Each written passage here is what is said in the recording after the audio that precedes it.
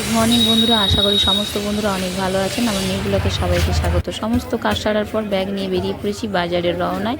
কাঁচা আনাজটা এখানে নিয়ে নিলাম, তারপরে মাংস নিয়ে নিলাম, তারপরে একবারে রেশন দোকানেও যাচ্ছি। সমস্ত কাজ মিটিয়ে বাড়িতে ফিরলাম। মাছটা ধুয়ে নিয়েছি, মাংসটাও ধুয়ে মাখিয়ে নিয়েছি নুন। তারপরে বাজার করেছি, দেখুন কুমড়ো শাক, বেগুন, টমেটো, পটল। মাংসের ঝোল রান্না হয়ে গেল, তারপরে মাছের ঝালটাও বসিয়ে দিয়েছি। মাছটা আমি খাবো, মাংস খেতে ইচ্ছা হচ্ছে না। কুমড়ো শাকের চচ্চড়িটাও বসিয়ে দিলাম।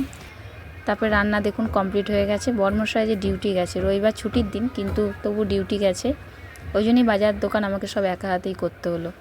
কুমড়ো শাকের চচ্চড়ি, মাছের ঝাল, মাংসের ঝোল, ভাত আজকের রান্না।